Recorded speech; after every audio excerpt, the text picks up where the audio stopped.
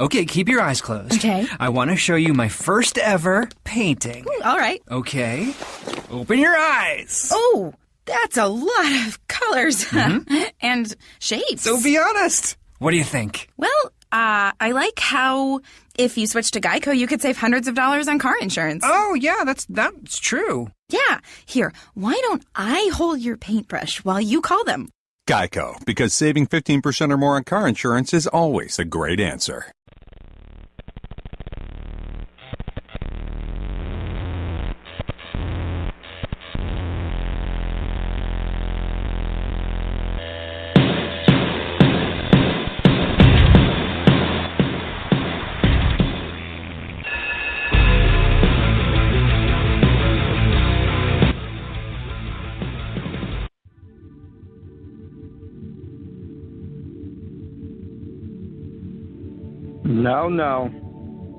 No time for hard rock tonight. Bring in the good energy, bring in the positive, get rid of the negative blocks. You know what tonight is, ladies and gentlemen. Figured let's start this off soothing so that we stay positive, as this is positive vibes only. Hello, everybody. Welcome to the madness. I am your host, Rob Langi. We have a great show in store for you tonight, and I want to get through the intro kind of quick because our first guest is coming on right at 7:35. But we know what tonight's about, folks. Tonight is about positive vibes about our Philadelphia sports teams. We want to put positivity out in the air and hope it sticks and hope it means good things to come for our teams. So we have a great show for you tonight. As always, we're brought to you by TSJSports.com and our sponsor, 8nation.org. Please head over there. Remember to use the promo code TSJ Sports to get 25% off your order, and we'll talk more about them as the night goes on.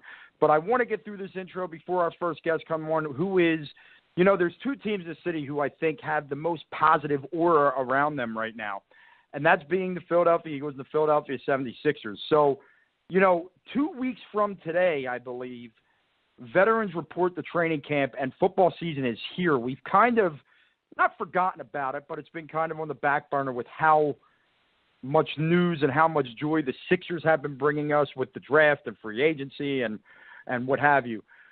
But the Eagles are getting ready, folks. The Eagles are getting ready, and there's a lot of positive vibes around this team. They're trying to build some team chemistry, some unity, and we're going to bring on one of the big names that cover the Philadelphia Eagles from CSNPhilly.com, also a co-host of Quick Slants on CSN Philly. Reuben Frank will be joining us in less than 2 minutes. About 7:35, he will come on the air, and we're going to talk to him about this positive feel around the Eagles and things that are taking place and what we expect in training camp and going forward. Then also at 8:10, we got to talk about the 76ers, and we will do that with PhillyVoice.com writer Rich Hoffman. He covers he really writes about a lot of things, but he primarily deals with the Sixers, so he's very in touch with what's going on there. So we got two great guests for you tonight. We also are going to begin our divisional previews, our divisional off-season breakdowns for the NFL, and we're going to begin with the AFC North tonight. We'll break that down in, the last half hour of the show or whatnot. But the key is, how long can your host, how long can I stay positive about our Philadelphia teams? I think the over-under set at about 10 minutes, but I'm going to try. I'm not going to get into hatred for certain players. I'm not going to talk about the Phillies because I think it would just be too difficult right now, but maybe they're on the right way. We're going to keep this positive thing going all night. If you want to call in, get in on the positive vibes, get in on the positive action. Number, as always, 516-531-9817. If you want to tweet some positivity towards us tonight at TSJ Madness, don't be afraid. Hit us up on Twitter. Call into the phone lines. It's going to be a lot of fun. I think you'll have more fun trying to see how positive I can stay, and especially when I'm interviewing our guests, when I'm asking questions that might deal with a negative response, how positive I can stay in that regard, or when we're talking about certain things that maybe I haven't been positive about in the past, the Robert Covingtons of the world. But I'm positive. I believe in Robert Covington now. I'm putting it out there. because I think one of our problems in this city is we focus too much on the negativity, and the negativity ends up kind of maybe possibly in some fate type of way affecting our sports teams. I think we have to embrace this idea of being positive and having faith and really trying our best to look for the positives in all of our teams. And if that happens, maybe, just maybe, this dark cloud that has been over the city for a few years will lift, and the positive vibes that we've started here, that we started on sports radio, that we started on sports journalism in the city, will all do their job. And that is to, have sports to be enjoyable, enjoyable again in this town. And, I think that we can play a role in that if we can stay positive. So that's what tonight's show is about. When Reuben Frank comes on here in a couple minutes, one of the things we got to talk about is the Philadelphia Eagles. I mean, it really snuck up on us because of how much coverage we were giving to the 76ers this summer. But training camp's right around the corner. I mean, you're talking 2 weeks away from veterans, which means, maybe a week and a half away from rookies reporting and selected veterans. And then we go, a couple weeks of practice, a couple preseason games, and before you know it, I believe we're 8 weeks or 9 weeks away from the start of our NFL season. So it's right there. And, this week it was funny as I was trying to plan for this week and doing this positivity type of show, and positive vibes only as the hashtag was. If you tweet us, by the way, tonight at TSJ Madness, hashtag it with positive vibes only. You realize that the Eagles and the Sixers are the two teams that seem to be making the really right strides. The Flyers somewhat, although maybe not to the level of these other two teams, but then all of a sudden pops up these videos on Twitter this week. Alshon Jeffrey and many of the Eagles down in North Dakota. They didn't go out to Los Angeles. They didn't go out, to Las Vegas. They went to what some people would call at the end of the earth, into North Dakota. A bunch of Eagles, a bunch of them are out there. And they're working with Carson. They're when they're not working on the field, they're out in the lake. They're on, paddle boards. They're on jet skis. And you want to talk about a fitting moment for me while I'm trying to plan this show. That was it. That was certainly it. Seeing these guys trying to come together, seeing guys like Alshon Jeffrey with only a year contract buying in, they want to be, they want to be there. They want to be there. And it's a great thing to see. And we're going to talk to Reuben Frank about that here in a couple minutes when he calls in. And many other things going with the Eagles, many other things. So that's going to be the Eagles talk, and we'll continue to elaborate on that even after we get off the phone with Rube. Then we're going to go into the Sixers. This will probably be the last installment of processing the Sixers. After the summer league ends this week, it's kind of going to be a little lull with the Sixers for a little bit, probably until they get into training camp and things of that nature. But we have to talk about the things they did. I was not on last week. We have to go on. We have to talk about the free agency pickups, the pick that we had all hoped, that I had talked about on this show for a while, that Bob Cooney brought to the show, a couple months ago, in J.J. Reddick. Well, he signs for a year for $23 million. He signs a short-term deal to come to the 76ers, saying this is where he wanted to be. They sign an Amir Johnson, who's probably just a veteran for the locker room, but could probably give you a few minutes here and there.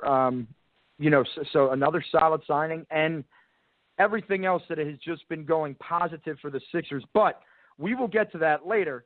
As I told you, our first guest, who is on the line now from CSNPhilly.com, Eagles beat writer and co-host of Quick Slants, the one and only Reuben Frank. Reuben, thanks so much for giving us some of your time tonight. You got it. What's going on?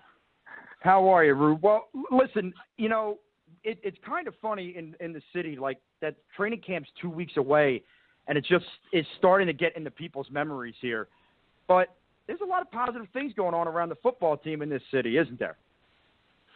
Well, there is. I think the interesting part of the dynamic is that the Sixers are drawing so much attention as well that you kind of have, for the first time in an awful long time, you have kind of a split fan base where a lot of people are fired up for the Sixers and a lot of people are fired up for the Eagles and a lot of people for both. But I think the optimism around the Eagles is as high as it's probably been in a few years. I think going into Chip Kelly's second year, they'd gone 10-6, won the division in 2013, and they scored a club record, scored almost 500 points. So I think there was a lot of optimism then, but it's different now because I think there's a young quarterback everyone believes in, and I think people feel like it's sustainable. Like this team, if they are what we think they are, they're going to be good for the next few years. Yeah, and it's been a while since we were able to say that with a young quarterback. The Eagles seem to be trying guys, and it just wasn't working out. But, as I was preparing for the show, I was just saying on Twitter, all these videos popped up this week of a lot of the offensive guys out in North Dakota with Carson Wentz, and it was just like this positive message almost being sent to the fan base. How important is it to see that for a team that's looking to build something positive and successful?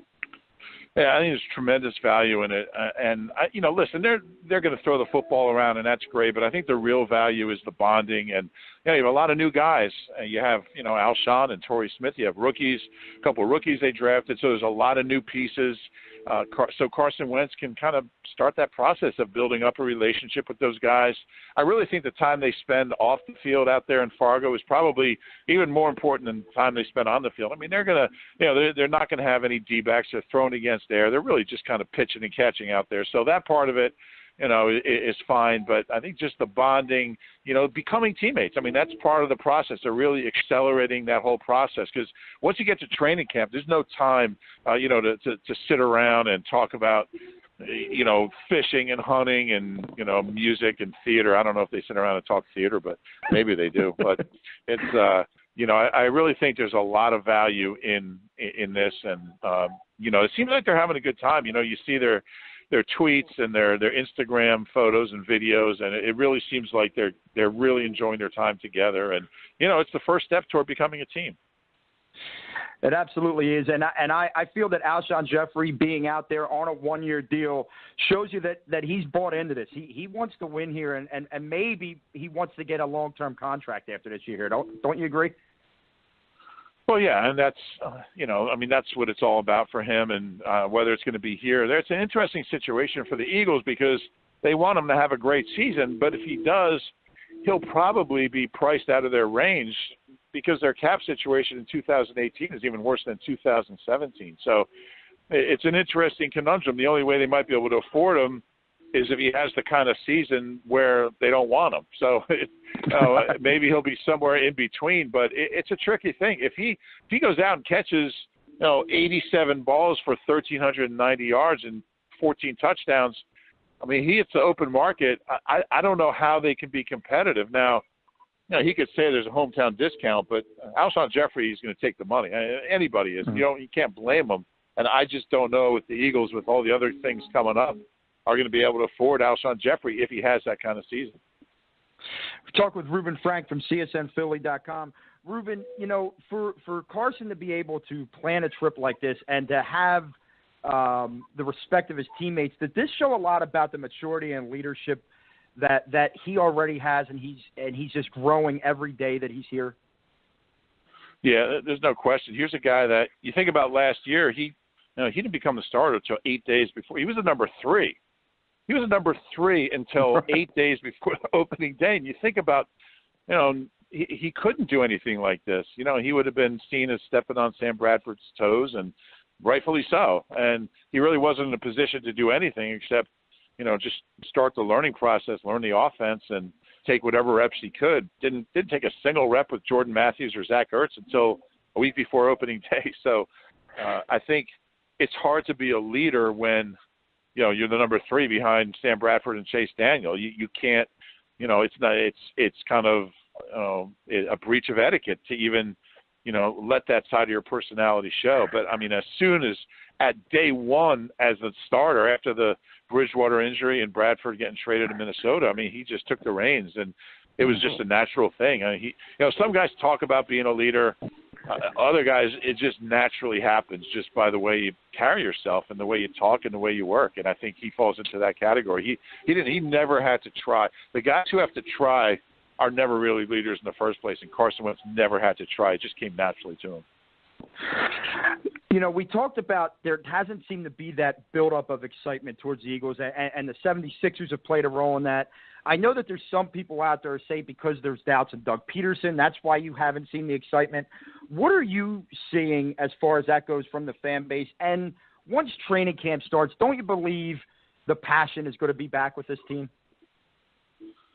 No, not necessarily, just because training camp isn't what it used to be. When they were at Lehigh, you'd get 3,000 people out there who could, go crazy when T.O. caught a bomb from Donovan. But now, training camp has become, for the select few, corporate season ticket holders or, friends of somebody or lucky, you get lucky and you get a pass. But training camp isn't what it used to be. And it's no longer the kind of thing where, you can kind of gauge 2004, I'll never forget being up there at Lehigh that one day, that one beautiful Saturday when, it was like Field of Dreams. The cars are going all the way down to Quakertown.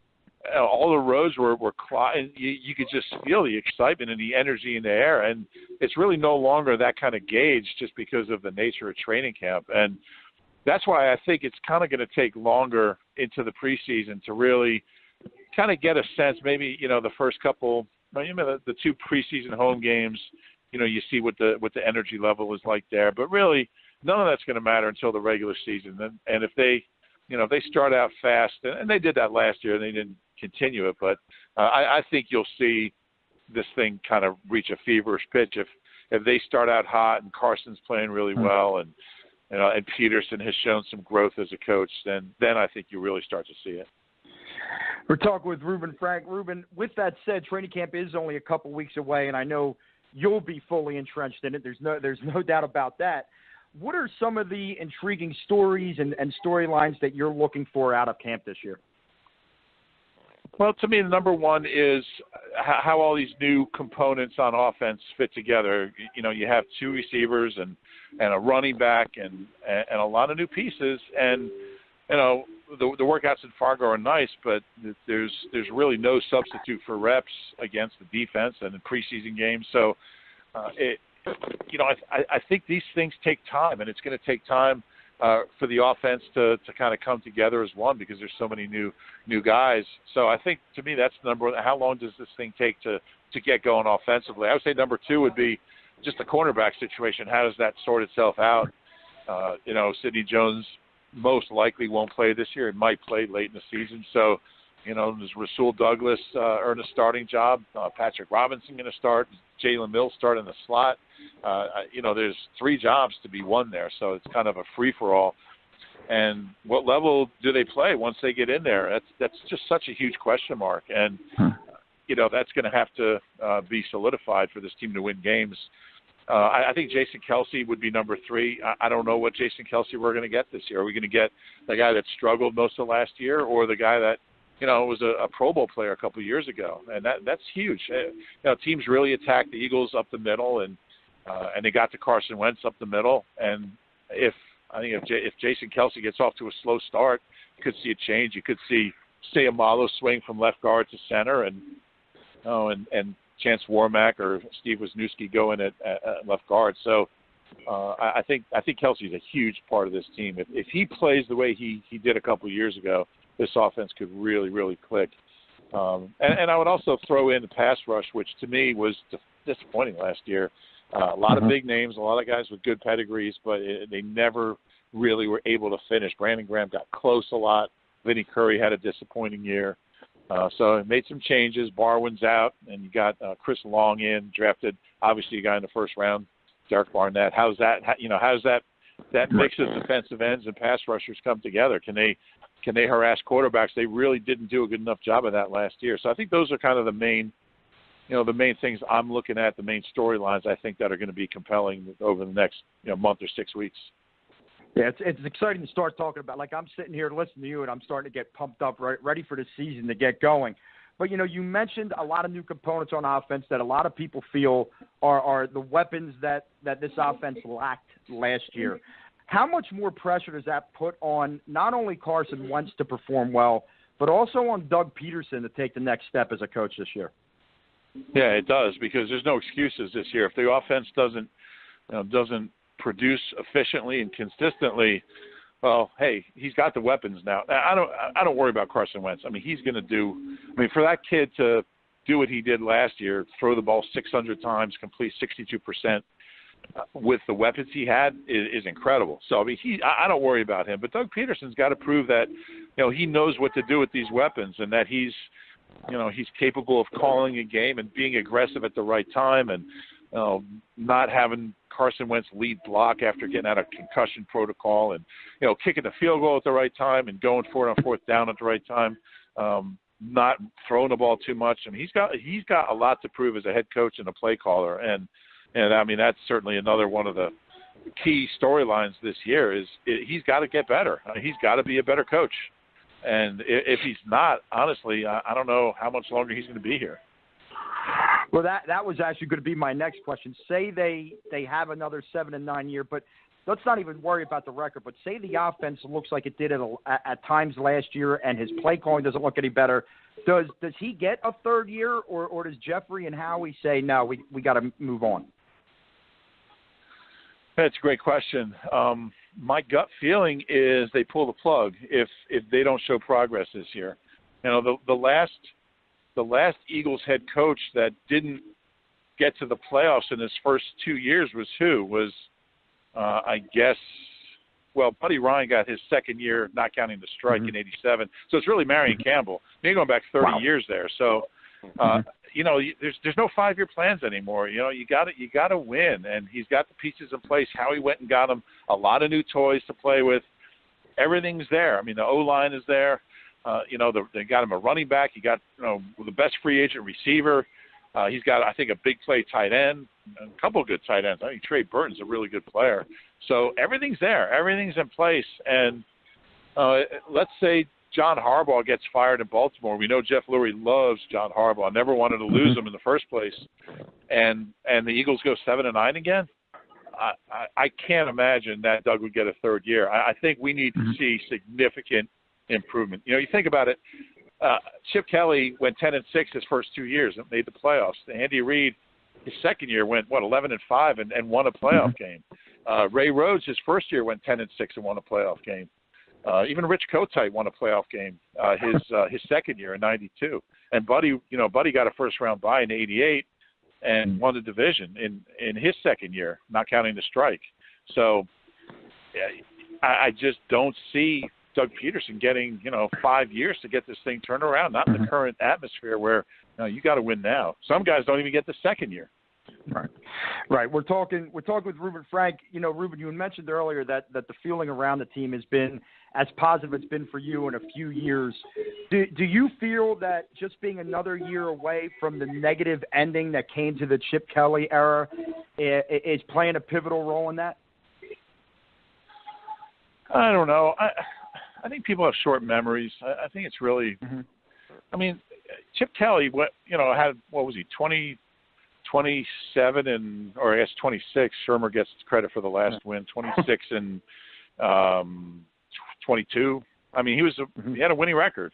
He had went 10-6 seasons. I think Chip's issues are really as a GM, not a coach. I don't know. I think Chip's kind of so far back in people's memories right now.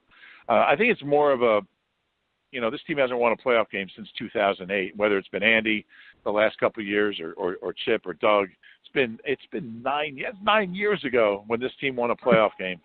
So I think there's kind of a cumulative effect on that, and people might kind of roll their eyes and, hey, it's not going to happen this year. It hasn't happened in a long time. So that's certainly understandable. I mean, I totally get that.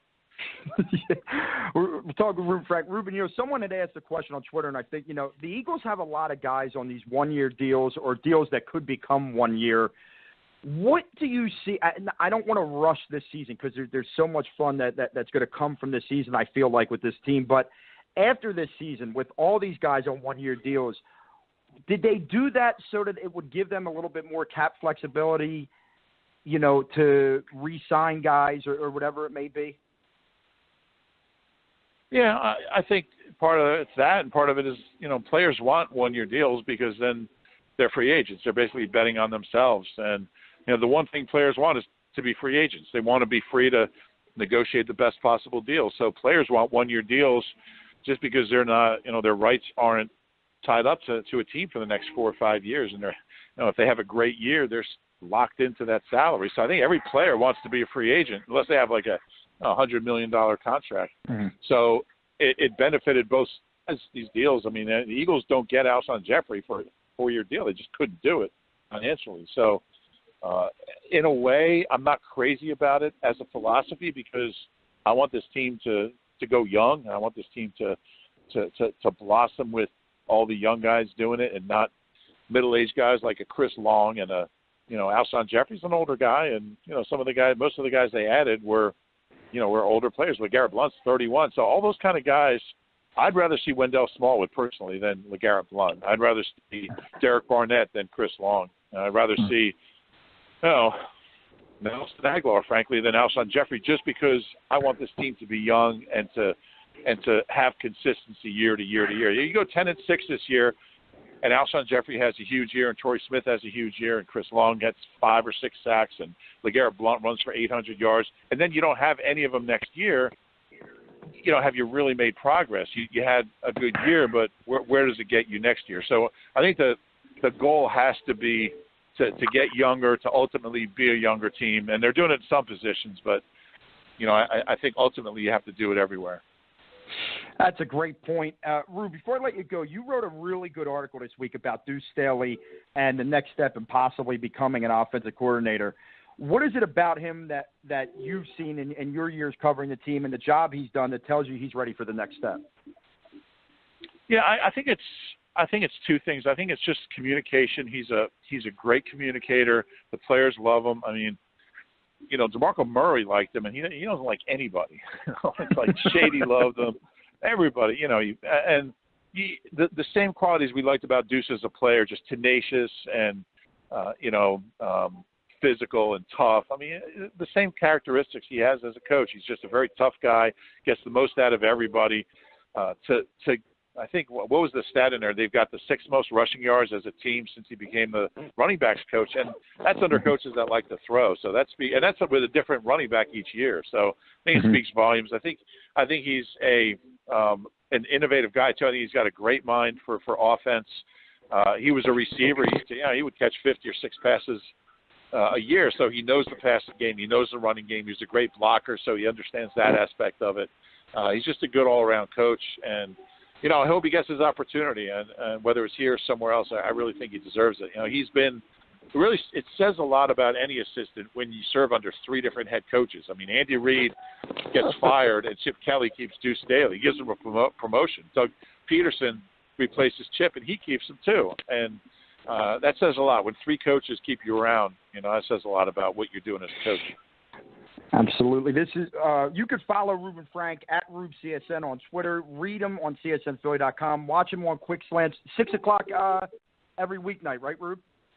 You got it. All right, Reuben, thank you so much for being so gracious and giving us some of your time tonight, and hopefully we talk to you again down the road. Yeah, let's do it again. All right, thanks a lot, Rube. You got it. All right. That's Reuben Frank from CSNPhilly.com giving us a lot of positivity about the Philadelphia Eagles. Even, in my opinion, finding a way to turn a negative into a positive when discussing the possibility of Doug Peterson not getting a 3rd year. What did I take out of that? Well, first of all, I don't think it's going to happen. The Eagles are going to have a good year. The Eagles are going to be 9-7, 10-6, staying positive. But if by some chance it goes the other way, he threw out a name that I think we would all love, a guy that we all loved in Philadelphia. If his time runs out down there in Baltimore, which has been talked about a lot, and that's John Harbaugh. So see that where the positive vibes, they're all over the place. You want to know how good I was in that interview with being positive? I had a very negative question that I wanted to ask. I stayed away from it. I didn't want to get angry. okay? And I'm not going to get angry. I'll tell you what the question is, but I'm not going to get angry about it. The question was that Gil Brandt of NFL.com put out a list of the top safeties of all time, and our beloved Brian Dawkins came in at number 11. I'm just gonna breathe here. You've nothing to lose, so why not choose something positive? Okay, thank you for that song. Wasn't exactly the clip I was looking for, but we're thinking positive. We're not going to worry about that. We're not going to worry about the negatives. You know, I want to talk about some of the positives, but before I do that, because in about 10 minutes Rich Hoffman's coming on, I want to take a quick break, okay, and let us, you know, kind of regroup. When we come back, we'll talk a little bit about the Eagles until Rich joins us, and then we'll get into the Sixers. Then we'll break down both phone calls before we do our AFC North preview. So, once again, Reuben Frank was brought to you by 8nation.org. It was on the 8nation.org phone lines. We want to thank our sponsors, and I want to talk about them real quick. Let me tell you, you know, yesterday I got home, and I had a package waiting for me, and it was an 8 Nation hat, an 8 Nation shirt, and I pulled it out of the box, and as I said, I've been saying to you guys now for weeks, man, it looks good. It feels good. You feel good when you put it on. I put on this hat today and walked around like I was a lot slimmer than I am. All right. I had a whole new positive mentality about things, and it's all because of the guys over there at 8nation.org. I'm telling you right now, you need to get over and get started with them now before this thing becomes huge, because they are on their way. 8nation.org. If you go over there now and you use the promo code TSJ Sports, all lowercase, you will receive 25% off of your order. And I'm telling you, that you're going to be amazed at the prices. You know, hats that on other websites are going to cost you $30, $35 are $20. Shirts that are going to cost you $40 are $25, $30. I mean, it's incredible what they're doing. They're making comfortable and good fabric workout clothes for all of us, for everyone. This isn't the Lonzo Ball $450 shoe, okay? This is for everyone so that you can feel good when you go to work out and you can have the right mentality you need to get yourself in shape. All right, so 8nation.org, remember the promo code TSJ Sports, 25% off your entire order. Go check out our sponsors, and thank you to them. So on our way to commercial break, with this positive mentality, I think we're going to go back to the song I just started to play a little bit, and here it is for you. And I'll be back in 2 minutes. You've nothing to lose, so why not choose something positive? Whenever my luck is on the blink, I think positive. Before there could be a nation, there had to be people willing to fight for it, to take on the world's greatest challenges, whatever they might be. So the U.S. Army masters not only tactics and strategy, but also physics and chemistry. We make battle plans and create breakthroughs in medicine, science, and engineering. Our next mission could be anything, so we prepare for everything.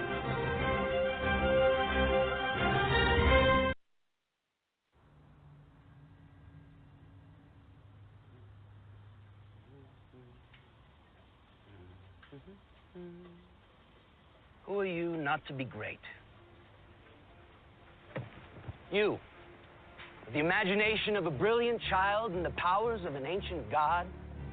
Who are you to be ordinary? You, who can rescind life or raise the dead. Who are you to be afraid?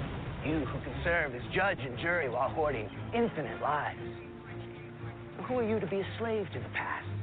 You, who can travel time like the oceans and rewrite history with a single word. Who are you to be anonymous? You, whose name should be spoken in reverent tones or in terrified whispers. Who are you to deny greatness? If you would deny to yourself, you deny to the entire world. And we will not be denied.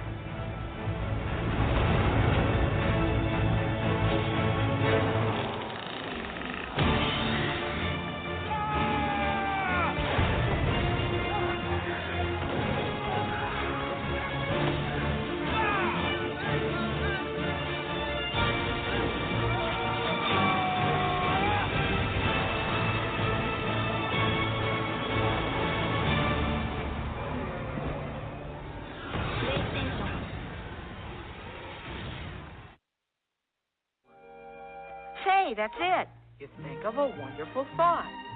Any happy little thought?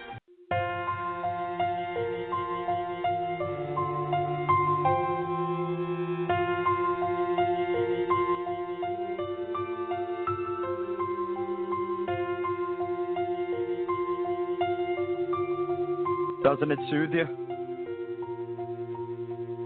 Bring in the positive orbs.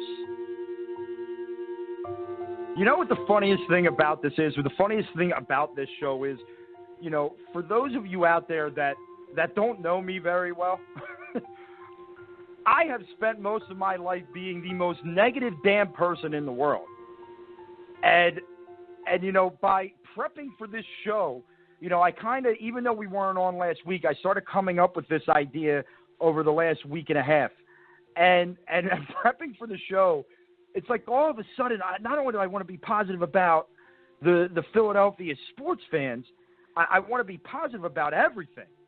You know, it's had a, I guess what I would call a lasting impact. It's been pretty crazy. You know, I've been someone who has almost, you know, somewhat mocked this whole idea for a long time, and that thinking positive could change the way things go. But I tell you what, man, it's friggin' working. I'm a fan so far. I'm a fan. So had a great interview with Reuben Frank there a couple minutes ago. We are a couple minutes away from Rich Hoffman of PhillyVoice.com joining us. And we will finish off our last segment. We've been doing the processing the Sixers through the draft, through free agency. A lot of stuff to talk to Rich about, especially seeing as though we were not on the air last week. And if you remember, we had free agency took place, and we didn't come on last week. 4th of July kind of threw everything off. But leading up to free agency, we discussed, and after the draft, we discussed the possibility of J.J. Reddick signing with this team. And then the news came out that the Sixers were only going to be signing guys to one-year deals so they had cap flexibility for next year. And you kind of thought, well, there goes that idea. I don't think J.J. is going to be willing to sign a one-year deal, especially, you know, it's not like the Sixers are going to win in 1 year. And lo and behold, it comes out that they just blow him away with the amount of money for a year, which is fine because it's for 1 year, but they give J.J. $23 million and he signs on the dotted line. And not only does he sign on the dotted line, but he talks about how he wanted to be here. You know, this is a guy who said he wanted to be in Philly, always loved the city. This was the place. He loves Brett Brown. And it's interesting because you wonder if he's just a guy that will be here for a year and not be a part of this thing when they become so-called contenders. Because I don't think, if you're being logical, I know that there's people out there thinking the Sixers could be a 50-win team. I don't believe that is a logical thought process right now. But, you know, he won't be here for that time unless they maybe can work out a deal where he's going to sign for obviously less money a year. They're not going to sign him for $23 million a year over multiple years. There goes your cap flexibility. So, you know, it's an interesting signing. It's a great signing. It has you fired up for this season. You know, and they've been quiet since. It was him and it was Amir Johnson, and you really haven't had much since then. And there's quite a few reasons for that. They don't want to spend all their cap this year. They have to save some because they're going to have guys coming up. They have a decision to make probably after this year with Joel Embiid. They have a decision to make with Robert Covington and to re-sign him to a contract. Positive thinking. I'm getting on board with the idea of Robert Covington on this team as a role player with all these guys. I'm okay with that. I've always kind of said to you I'm okay with that. And I'm not going to bring up the negativity on it because that's not what this is about. All right, by the way, I've made it 40 minutes without any negative vibes. I want a prize from somebody. I want something. I want a compliment on Twitter at TSJ Madness. I want a call in at 516-531-9817 after Rich Hoffman calls. I want to be complimented, damn it, because I didn't know if I was going to be able to do that, especially when I mentioned a couple names that I've mentioned here today, the Doug Petersons, the Robert Covington, but we're staying positive with it. You know, and we had a scare earlier in the week with this positivity for the Sixers, didn't we? You know, it's a 10:30 game out in Las Vegas. I go to bed. I wake up. I see 50 text messages from this text message group that I'm a part of. I go to Twitter immediately, and all you're reading about is Markelle Fultz is down. Markelle Fultz can't put pressure on his ankle. This doesn't look good. You got to pray that he's okay. And you start going, is this going to happen again? But it didn't. 1 to 2 weeks. Just a regular sprain. He was out dribbling a basketball on his feet, walking around with no limp the next day. So all in all, things are still good. Things are still good, but we're going to talk to Rich about that as well. And joining us on the 8nation.org phone line right now from phillyvoice.com is Rich Hoffman. Rich, how you doing tonight? Not bad, Rob. How about you? Pretty good. Thank you so much for joining us tonight. I want to let you know it's the Positive Vibe Show, so I'm going to try and keep this as positive as we can, but there hasn't really been much negative around the Sixers lately, has there? No, and over past years, the summer has always been the more exciting time because, I mean, the seasons, wins were really hard to come by, and basically by January the games didn't matter. But, yeah, I mean, it is a pretty good vibe around them right now because I think going into this year, they're going to have legit expectations. Like, people are going to expect them to win some games. And, I mean, the anticipation of just adding 2 top overall picks to this roster is, I mean, it's been an exciting couple of months for sure. It's not at the beginning of the offseason, this is not exactly how I would have expected it to go. But if you told me that they would have traded up for Markelle Fultz and not given away all the assets that Sam Hinkie gave and added JJ Reddick on a short-term deal in free agency, I would have said, yeah, there should be a lot to be excited about. Yeah, and some of that excitement almost took a hit earlier this week when Markelle Fultz rolls his ankle in a summer league game. And if you looked at Twitter on just a 2-hour time span from that night, it was honestly like the apocalypse was coming. I mean, people went just from so sky high to as low as they could be. But so far the Sixers thrown us 1 to 2 weeks. Is that what you're hearing? Do you think he will be okay by the time training camp and the preseason rolls around? Yeah, that's generally what the word is. And, it's funny. I was watching the game on Saturday night with a few of my friends. I'm not out in Vegas. And I was watching the game with a few of my friends who are Sixers fans. And I mean, they had the same reaction as everybody. Oh, no, why us again? I think Joel Embiid even tweeted, no. And it was funny. I was kind of sitting there watching it, and I said, look, it didn't look good him limping off the floor, but to me, I've done that to my ankle a million times. I think generally that looks worse than what it is, and as it turned out, that's the case. And, just from seeing Markelle Fultz, I mean, I've seen video of him walking around Vegas. It looks like he's doing fine. And the good news is, whether it's 1 or 2 weeks or even if it's, a month if they want to be conservative, they have well more than that. They have a lot of time before training camp starts. So he should be good to go. We're talking with Rich Hoffman from phillyvoice.com on the 8nation.org phone line. Rich, let's stay with the Summer League idea. And even though it got cut short for Markelle Fultz, did we get a chance to see, from him, both the pluses and minuses that the fans, the media wanted to see from him?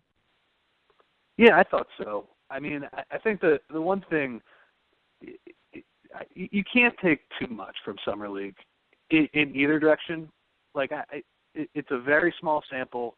He's playing with a lot of guys who, frankly, will never play on an NBA court. And he's playing against a bunch of guys who won't be on an NBA court either. So, yeah, I think in general, though, we saw what we expected. Like, defensively, let's start with the negative first. Defensively, he's going to be a work in progress. Like, Washington was a really poor defensive team last year, and that wasn't entirely his fault. But he played a part. He developed some bad habits. Like, he has the tools to be a pretty good defender, but he needs to work on those things. And you especially saw that in the second game when he was guarding Dante Exum, somebody who's been in the NBA for 3 years now, like, and somebody who's played legitimate NBA competition, you saw that he needs to work on some things. And the good news, I thought, by the way, with that is that Fultz freely admitted after the game, hey, I need to get better at this. And it doesn't seem like he's running away from that. Now, we'll see if he can make the adjustment when the season turns around.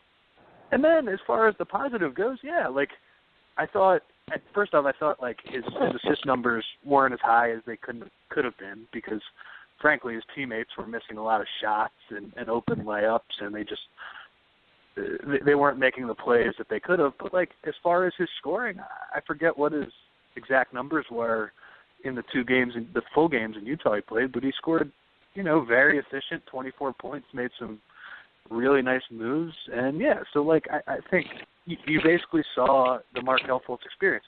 He needs a lot of work defensively, but, I mean, this guy on the offensive end can do some really special things with the basketball in his hands. Obviously there were some other guys playing in the summer league that were drawing some attention. I know Furkan Korkmaz played, but one of the guys that seemed to be getting, from the people that were there, a lot of positives coming from him was Jonah Bolden. And I'm curious what you think, if he has done enough to possibly squeak onto this roster. But obviously if that happens, somebody's got to go. So what are your thoughts on that? Well, before right after the draft and before Summer League started, Brian Colangelo made it seem like he wanted Bolden to stay overseas. He has he's a contract signed with Red Star Belgrade in Serbia, and he has a contract, so like he can go over there and be stashed. But then when you talk to Jonah Bolden, he made it sound like he wanted to come over right away. So that's a matter of negotiation, of give and take. But yeah, like you said, I mean, the roster right now, when you take into account the Reddick and Amir Johnson, is 15, and that's, obviously that's the limit before, and you can get into two-way contracts, but I wouldn't expect Bolden to take one of them. But yeah, like you said, in the summer league, he was pretty impressive, especially his defense. He was like really active, made a couple great blocks, showed a decent touch from outside. I mean, not all the shots went in, but he looked pretty comfortable shooting the ball all the way out to three. So, I mean, I think like people were asking me like, is there a chance he makes the roster? And like, look, if they're able to unload Jahlil Okafor, which I would guess they would like to at some point this offseason, then there would be a spot for him. But I also think there's a chance that he could play overseas. So right now, while the roster's at 15, I frankly just don't think there's a spot for him. But, I think they could do some things later this summer to clear a roster spot. And if that's the case, after watching him in the summer league, I especially think like they definitely wouldn't mind bringing him over. Talking with Rich Hoffman of PhillyVoice.com, you mentioned Jahlil Okafor in there, and the idea that obviously, I mean, I don't think I think it's the worst kept secret that the Sixers would like to move him. What options do they have for him? And there's this idea that if they can't move him, is he a guy that would be harmful to keep around and say get 10 to 12 minutes a game for the possibility of an offensive spark? I mean, is that really right now? Is that what their best option is at this point? As far as your second question goes, I would say no, because I mean, unless he shows and I will say, like, he looks like he's in pretty good shape, and he was bothered by an injury all last year, but an injury that frankly he shouldn't have had. Like, he should have been healed from at that point. But if he continues to show what we've shown over the past couple of years, I don't even want to play him 10, 12 minutes a game, because he's a pretty harmful basketball player. I understand that he can score and he's talented on the low post, but what he does on the other end of the floor, his defense has been so bad that anything positive he's done on the offensive end has just been completely negated.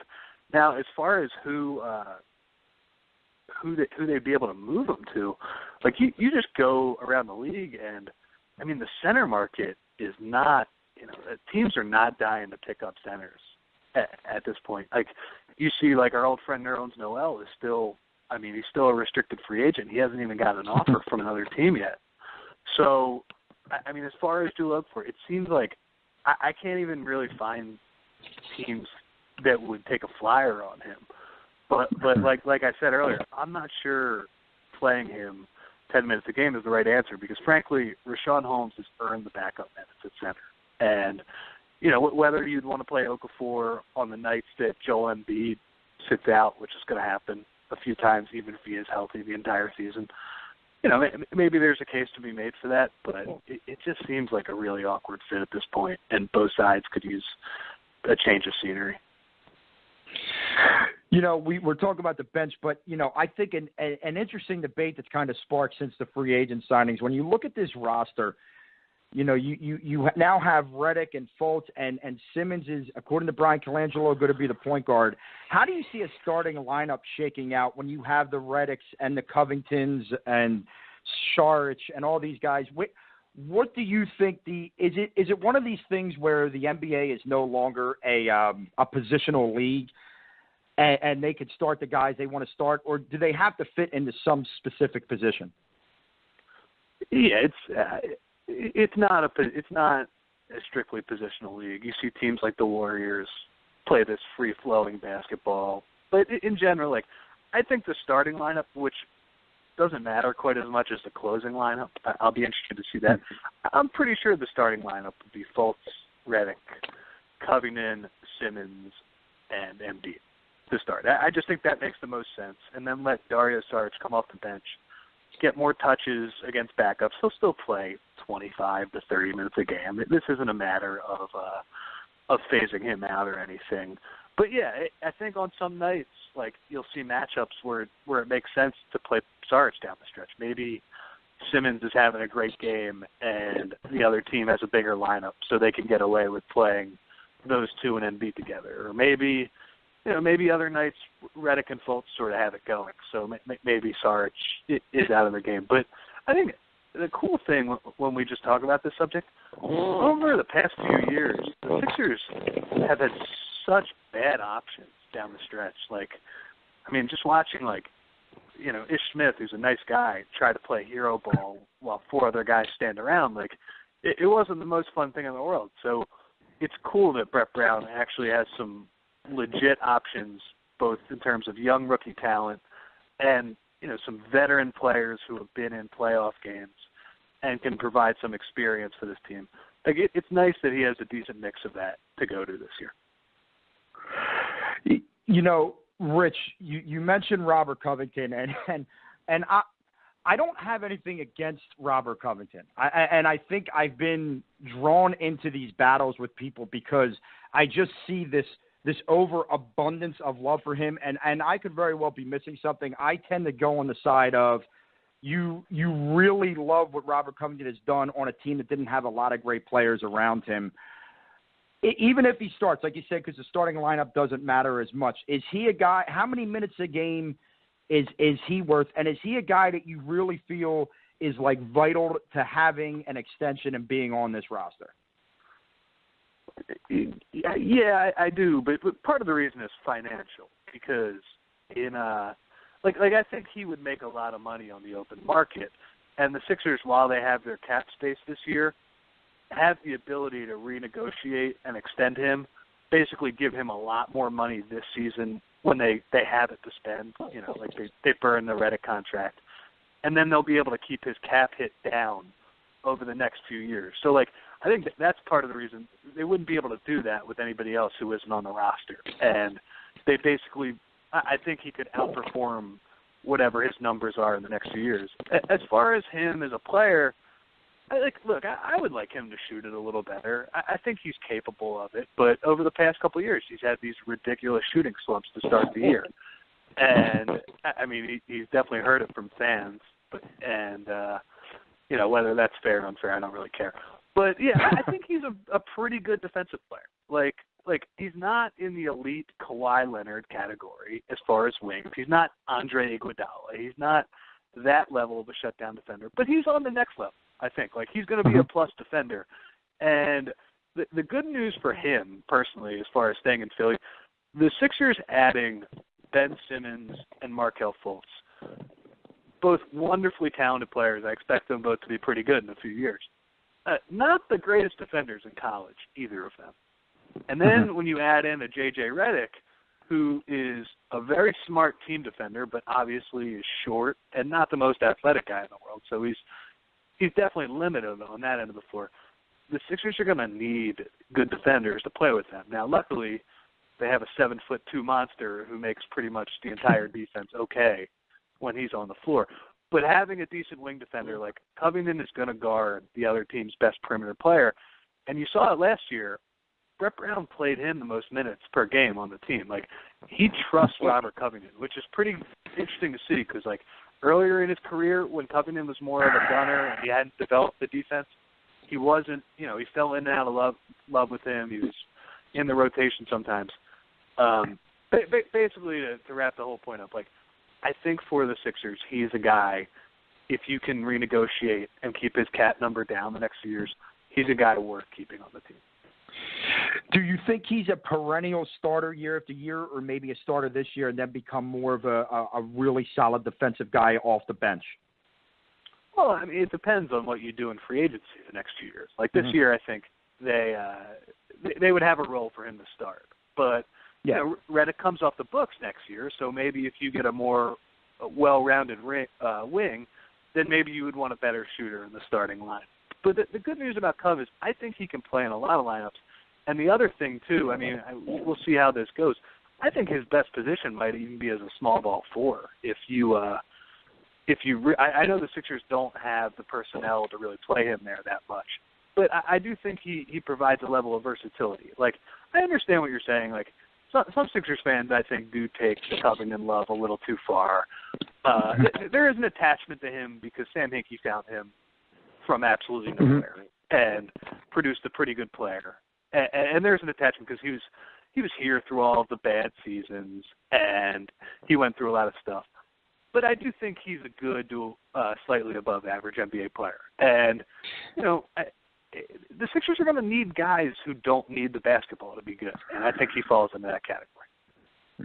Talking to Rich Hoffman, PhillyVoice.com. Rich, Joel Embiid has this electric personality that we haven't seen in such a long time. And, with the Twitter, with the Instagram, being at the All-Star game, all that kind of stuff, even beyond the fact that the Sixers need to be healthy to be successful, doesn't it just feel like everyone wants him to be healthy because of the type of guy he is? And the question to kind of piggyback off of that, saying that, going back to the Sixers, how many games does he need to play this year for the Sixers to be successful? Yeah, I mean that's the $64,000 question there. Yeah. Everything about Joel Embiid is great. His on-court play as a rookie was absolutely fantastic. I had the highest expectations in the world for him, Rob, last year. I thought he was going to be really good. He blew them out of the park, how well he played in those 31 games. And then, like you said, I mean, if he's playing, then, you get to see that personality shine through. Like, sports is entertainment at its most basic level. And this guy, he's the best personality in the NBA already. And I definitely think, like, the NBA is certainly rooting for him to be healthy because, when's the last time they've had, like, a dominant big man with a great personality? Probably since Shaq, right? He's probably, like, the last guy. So, yeah, I think everybody wants him to be healthy. And as far as the Sixers are concerned, yeah, like he's as good as Ben Simmons and Fultz are, he's the guy with the highest ceiling by a mile. And if they can keep him healthy for 60 to 65 games, I would bet on them to make the playoffs. And to me, as long as Fultz and Simmons start to show some improvement through the season and they get better in the areas you would hope a rookie are going to get better, like I expect those guys to go through their ups and downs this year because it's just rookies don't play as well as MVPs do normally. If they can keep Embiid healthy, yeah, absolutely. And 2 rookie guards playing together too. So, there's a lot there that's going to be working against those 2 guys. But if they can keep Embiid healthy for 60 games, 65 games, I think they're going to make the playoffs, and then the Sixers become, a really interesting team to free agents, and there's going to be some real expectations on this team afterward. But, the Sixers also would like to see him get healthy through a year because he's due a contract extension next year. So I think it would make them feel a lot better if he's able to make it through a season without any major health problems, because regardless, that talent's going to be hard to pass up. We talk about all of a sudden how the Sixers have all these options that they haven't had in the past years, but what does that mean for guys like Nick Stauskas, TJ McConnell? Is there, TJ McConnell has quickly become a fan favorite just because of the grit he plays with and his demeanor on the court. But are these guys going to be, casualties, even if it's not this year, but over the next year or two as this thing continues to build? Yeah, especially in McConnell's case, I'm really interested to see that because, like you said, he's really gritty and he's tough, and he's proven a lot of people wrong, including me, that he's an NBA player for sure. The question is, as the Sixers become good, is he a guy who fits with the rest of the roster? Because, now they're looking for supporting pieces to these guys like Simmons, Fultz, and Embiid. And, in the case of McConnell, his biggest weakness by a mile is that he can't make threes. He barely takes any threes. And when you have guys like Ben Simmons and Fultz, you're going to need guys who make shots. So, yeah, guys like Stauskas, he's on the last year of his rookie deal. He's going to have to play better. And, I do think, starting this year, there's going to be less opportunity for those guys. Nick Stauskas could go through a 3-week shooting slump, and he'd still continue to get minutes over the past few years. He's going to have to prove it starting this year because, J.J. Reddick is going to get his minutes, and Robert Covington is going to get his minutes. So, it's going to be a fight for those guys. I would throw Justin Anderson into that group too, as guys that definitely it's going to be more of a competition this year for them, for sure. Hey, Rich, before I let you go, current construction of the team, players stay healthy, you get Embiid for 60 to 65 games. Can this team win 45 games this year? What do you think? Yeah, I think if they got him for 65 games, 45 is a pretty good number. Now, on the one hand, I'm usually pretty pessimistic. I think the over/under last year was 25.5. It was somewhere around that, and I was saying under. No way. I had no idea how good Embiid was going to be and how well they were going to play in some close games. So they obviously went over that. 45 wins, that's a 17-win improvement. So, yeah, you're definitely going to need Joel to be healthy.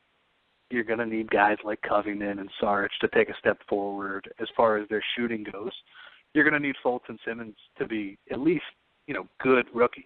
You're going to need them to be, if they're playing heavy minutes, you're going to need them to be at the top of the Rookie of the Year race next year.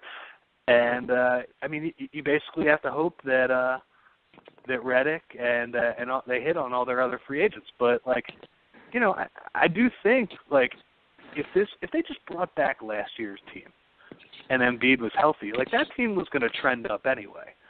And when you also take into account the Eastern Conference, just look at the playoffs last year.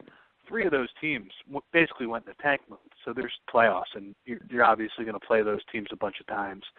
They definitely have a chance to be above 500. I would sort of, again, be a little more pessimistic than that. I think my prediction, somebody asked me it the other day, and I settled on 41 exactly.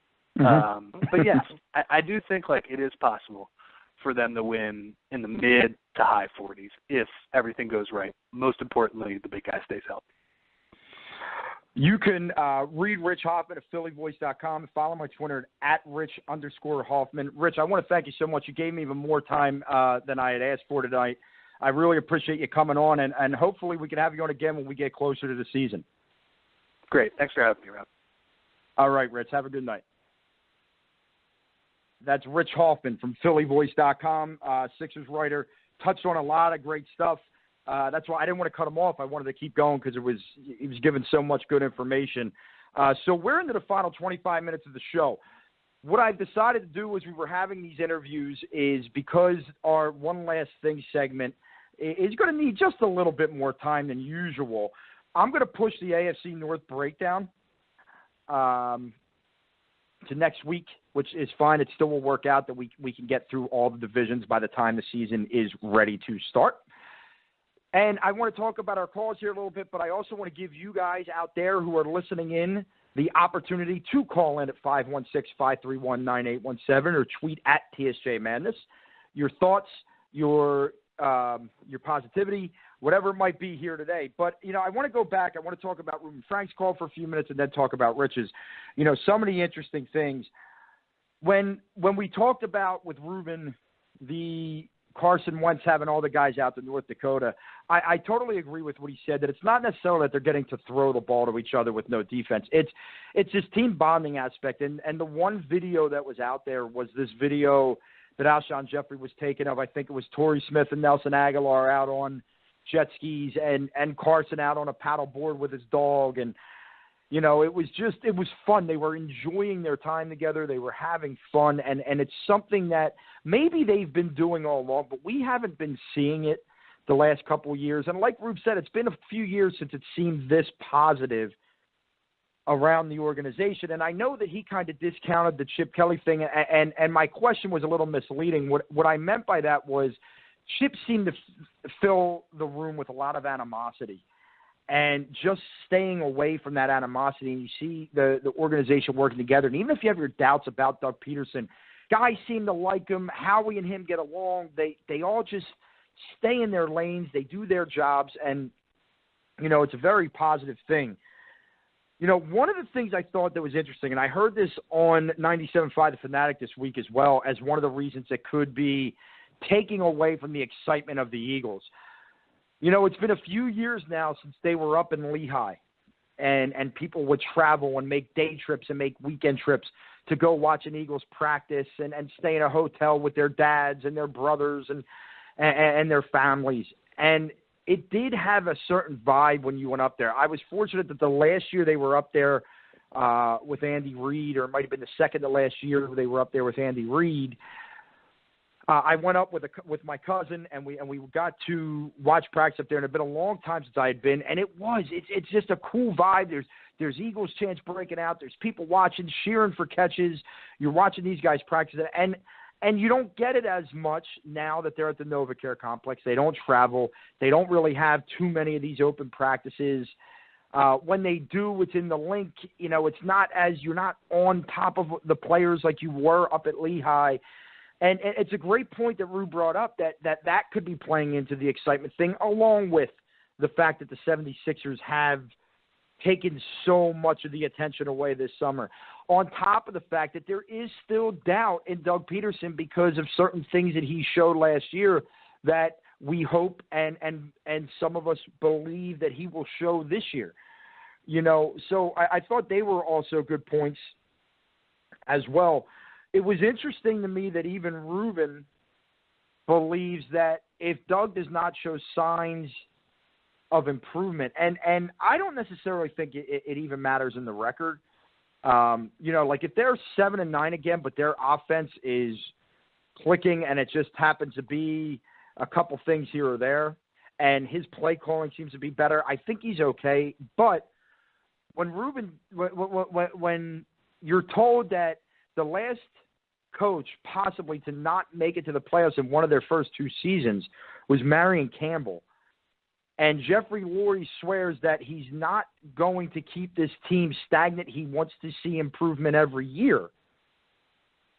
There is that possibility that this team comes out 7-9 again and, looks only marginally better, that you might see the end of Doug Peterson and they cut their ties. And it's a catch-22.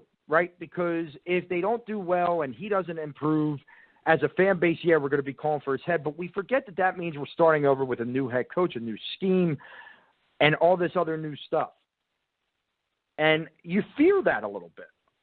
Because look, the lifespan of the average NFL player is not as long as you think, and you don't want to waste all of Carson Wentz's good years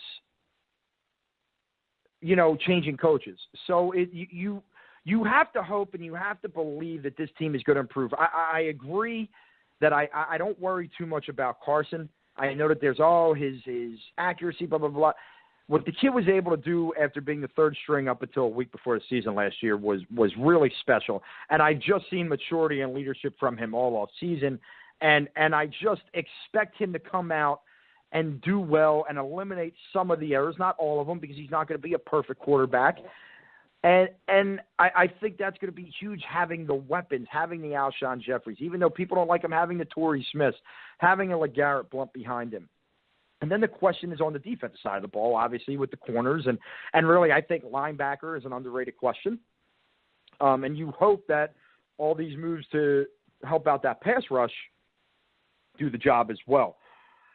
So a lot of good stuff from Reuben Frank today. There was even more, but I want to talk for a few minutes about the Sixers and what Rich Hoffman had to say about a lot of the things. First of all, it sounds like we're good. It sounds like even if they are on the side of caution and give Markelle Fultz a full month off or 6 weeks off, he's going to be back. He's going to be fine. He's going to be ready to play. His defense needs work, and everybody knew that.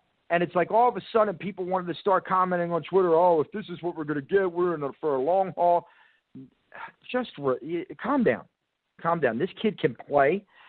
As Rich said, he didn't run away from the fact that he played bad defense. He actually came out and said that he told the coaches, I want you to be even harder on me on defense. I want to make this my priority to become the best defensive player that I can be in this league.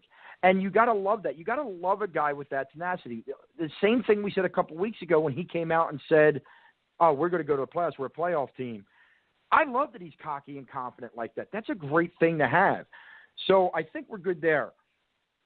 As far as Jonah Bolden is concerned, it's an interesting dynamic. And people that don't pay attention as closely as Rich does, think it's easy as, oh, okay, he's here or he's not here. But you talk about you have to buy him out of his contract over in Belgrade with Serbia and do things like that. He's probably not a two-way contract guy.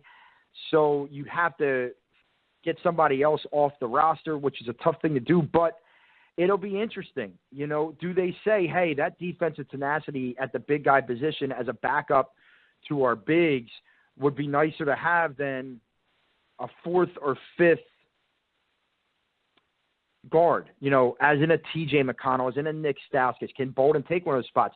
Can they move Okafor and then a spot really opens up for him? It's an interesting dynamic there with Jonah Bolden. As far as the outlook of the roster, I tend to agree with him. I think your starters are going to be Fultz, Simmons, Reddick, Covington, and Embiid. Yes, it's a little bit smaller, but as we said, even if Simmons is playing the point guard on offense, he's probably going to have to come back and defend a 3 or a 4, okay, which means everybody else could slide up. Fultz can guard a 1, Reddick can guard a 2, Covington can guard a 3. You put Simmons on a 4. So even if he is playing the point guard offensively, it doesn't mean, we have to sit Reddick because you got to play Fultz and Simmons. I think that's going to be your starting lineup. I think Covington is the starter. I think there's no doubt about that. And he is a good, solid defensive player. There's no doubt about that. I'd like to see his shooting improve. I'd like to see him avoid these slumps that he has beginning of the season, during the season, but maybe he's a guy that, he starts the game, maybe doesn't play as many minutes as, say, a Saric does, and comes off the bench and just provides sparks defensively, defends the best perimeter player when he's in there. And, I'm willing to be on board. I am. I think I got caught up in, as Rich said, there are some fans that go overboard with the love, and perhaps I never thought of this until he brought it up. He's a Sam Hinkie guy. Sam Hinkie found him. He discovered him. He brought him. He's been here through it all, and people hold on to that emotional attachment because of that. So, but I'm totally on board with that as well. I'm totally on board with re-signing him. And I do think over time he will become the defensive player off of the bench for this team as they sign more guys, as they pick up more guys that play his spot that could be a better option for him. We talked about Joel Embiid. The guy's just incredible. I mean, his Twitter game is second to none. Like, he is just out there having a great time and he doesn't care. You know, people were tweeting at him when he had the All-Star game saying, watch those hands. And he tweets back, well, I did kill a lion once with my bare hands. # trust the process. I mean, he's a beautiful human being. And you obviously, as a Sixers fan, want him to succeed because if he's successful, this team is going to be very successful. But he's just great for the league. He's great for athletics. It's an entertainment-driven business. And he is pure entertainment. And you got to love that about him. You got to love that about him, and you got to root for a guy like this.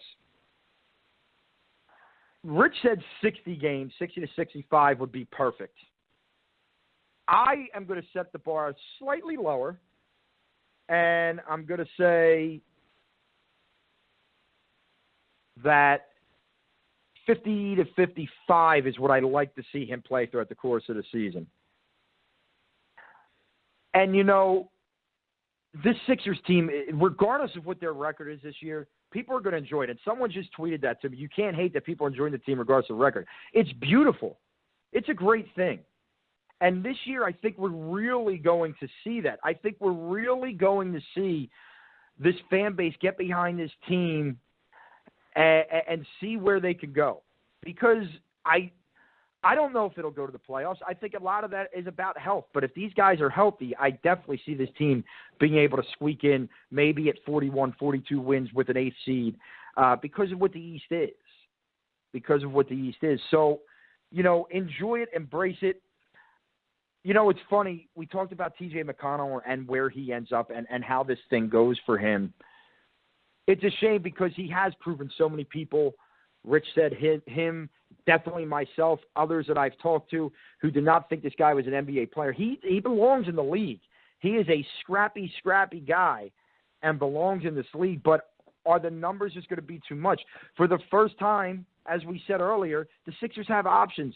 And that's an awesome problem to have after what we've witnessed over the last few years.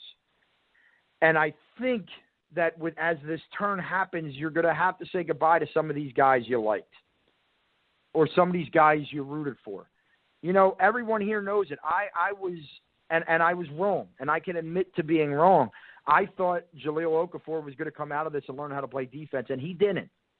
He didn't. And, yeah, he looks like he's in great shape. And if he's here, I guess we're going to get another chance to see him. But, you know, I maybe a change of scenery is what he needs at this point. And I still believe there's still part of me that believes he can play in this league. Obviously it's on the defensive end, that even if he gets marginally better, he will have a spot in this league. So it's going to be interesting to see.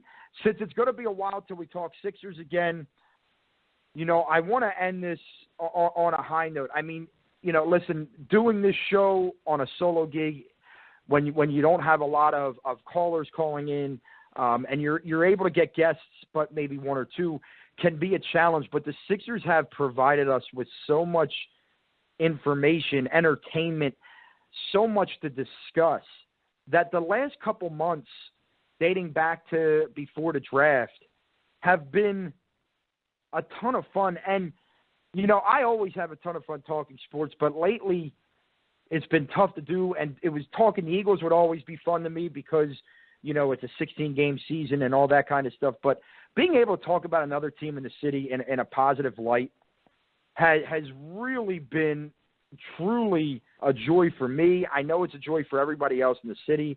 And we're going to, you know, they're still going to be popping up in conversation. There's no doubt about that. But we have to get over this idea that you can only be a Sixers fan or an Eagles fan. And you can't be bitter when one of the other teams is getting a lot of the coverage. You know, I'm seeing that a lot right now in a town that never did that. And I blame social media for that. I do. I blame the idea of getting the news right away for that. But we have to come together as a city because we're on the cusp. And I'd say 3 of the 4 sports within the next 3 years of having a lot of success and a lot of joy coming from our sports team. Now, the Phillies are ways away. And there's no way around that. And I'm not trying to be negative, but there's just no way around that. But maybe things can turn for them. Maybe some of these guys down in the minors will start getting a chance to come up and start playing well, and we could start seeing the positives there. But we need to come together. This town used to be made of 4-for-4 guys.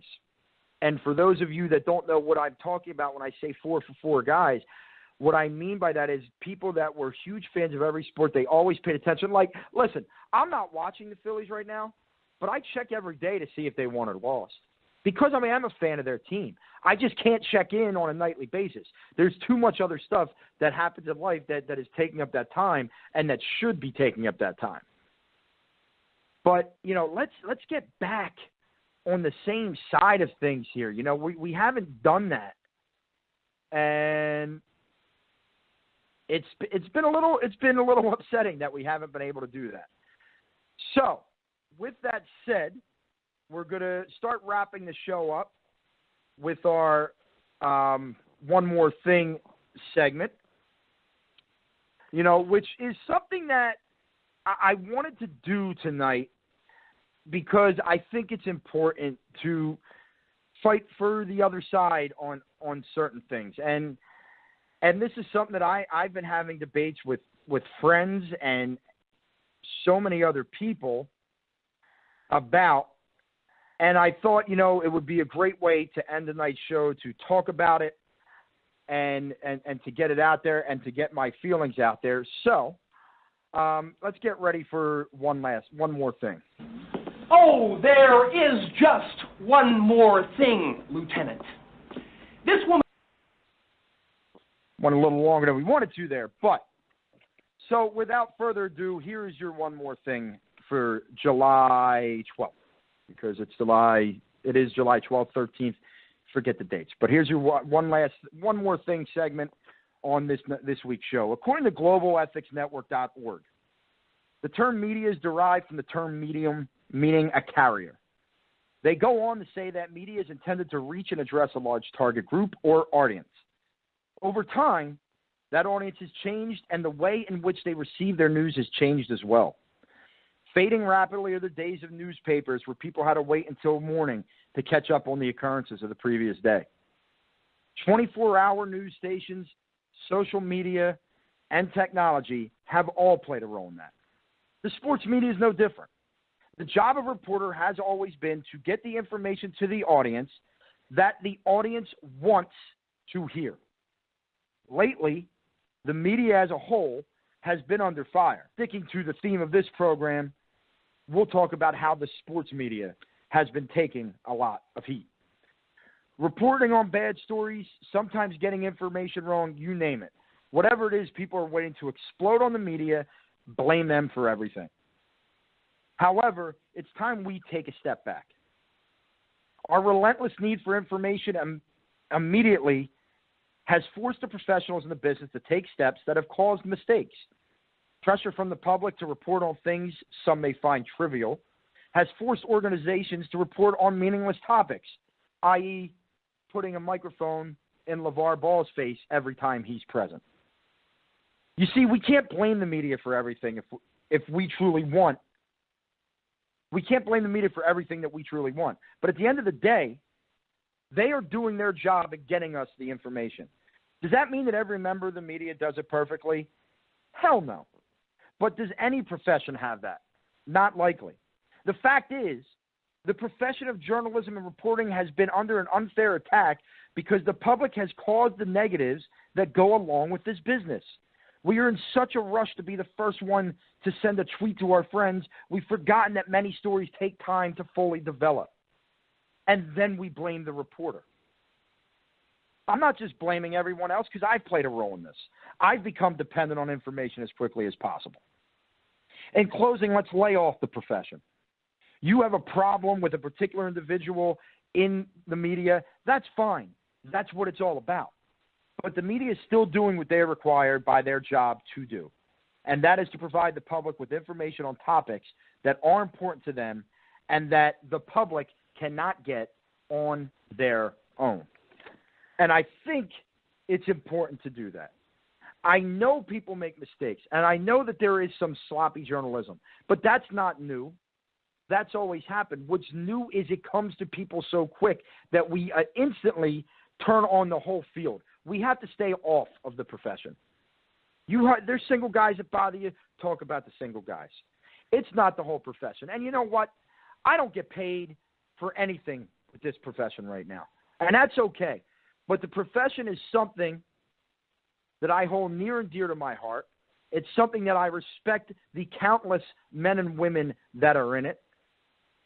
You know, and it's just an example, you look at Sports Talk Radio, they're under fire because, what kind of topic is that? Guys, it's a 5-day-a-week show for 4 hours a day. You can't just take off because there's a lull in the big sports stories. You have to continue to talk about something. And these guys do a hell of a job in creating these segments and these shows to discuss things that people want to discuss. If people did not want to discuss them, they would not be calling into the show. Okay? They would not be tweeting at the guys on the show. Most of the idiots who tweet, why are you talking about that, are looking for their 5 minutes of fame. And once again, I'm guilty of it. I've done it. I tweeted at ESPN pissed off because they discussed LeVar Ball saying, if LeBron comes to the Lakers, we're a championship team. And I said, why would you do that? But because people want to hear from LeVar Ball right now, whether I want to or not, people want to hear from LeVar Ball. But it doesn't mean that the media is doing a bad job. It just means that the public is asking for things that others find trivial. And we have to, come to grips with that, I think, at some point, really, is what it comes down to. We have to come to grips with that.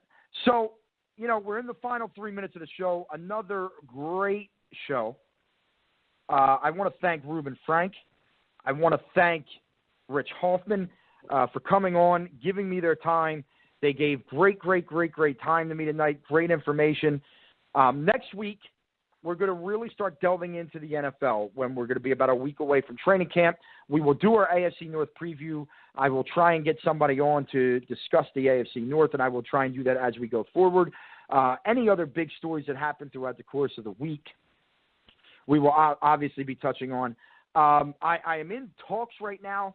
I'm hoping, and we'll confirm this later, I'm hoping to get the voice of the Philadelphia Flyers, and also he does pregame work on WIP for the Phillies, as well as doing some of the play-by-play announcing. Jim Jackson, I've been talking with. He was on vacation this week with the All-Star break. I'm hoping to have him on next week. For you Flyers fans, we are going to start talking more Flyers. I've also been in contact with Steve Coates and a few other names, and we'll be talking a little Flyers as well. And we will be talking about Phillies as we get closer to the trade deadline and what are they going to do? Are they going to stand pat? Are they going to be sellers? I just can't imagine them being buyers right now. But you just never know, so we'll talk a little bit about them as well. And then obviously, listen, the bread and butter of this show is going to be football, and we are close. And it's time to start getting excited. It's time to start being ready to be a part of another NFL season. I mean, it's crazy to think that it's been a year since me and Todd had Merrill Reese call in on the week before the Eagles opening game to talk to us. It seems like it was just yesterday or just last week that I was talking to Merrill Reese and kind of starstruck in the moment, not going to lie to you. So, a lot of good things to look forward to. This week in sports, it's a dead week. The ESPYs are on the night, not necessarily my cup of tea. The All-Star game's over. Baseball will start back up. You're going to have the trade deadline there. Are there any moves? You've heard them talk about the Rockets and the Knicks and Carmelo on a 14 deal. Does something happen there that we could discuss next week? We will absolutely see. But as always, I want to thank a couple people. I want to thank TSJSports.com for giving me this avenue to come to you live every week and talk sports with you. And I want to thank our sponsors, 8nation.org. Get over there today. Start shopping on the website. It's a great website, great, comfortable clothes. And as always, I want you to embrace the madness. We kept it positive today. Let's see how we do next week. Have a good week, everybody.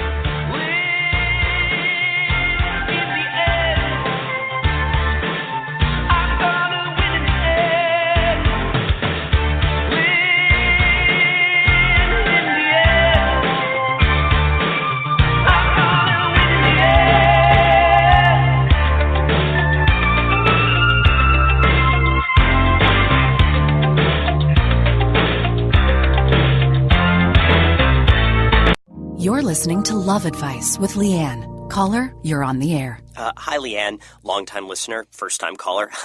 Why, in your professional opinion, do you never take my calls off the air? Is this Carl? Yep, it's Carl. I mean, we had a few dates. Everything was great. I thought, Well, you know, when you switch to Geico, you could save a lot of money on car insurance. Okay, awesome. You should call them. I will. Geico, because saving 15% or more on car insurance is always a great answer. Progressive presents Mindfulness with Flow. You are a mighty fortress of supreme knowledge. Progressive Direct has not only revealed their rates, but those of their competitors. If you were any more in the know, you would be drowning in, the know. Compare Progressive Direct rates with competitors' rates, because knowledge is power. Visit Progressive.com. Progressive Casualty Insurance Company and Affiliates. Comparison rates not available in all states or situations. Prices vary based on how you buy.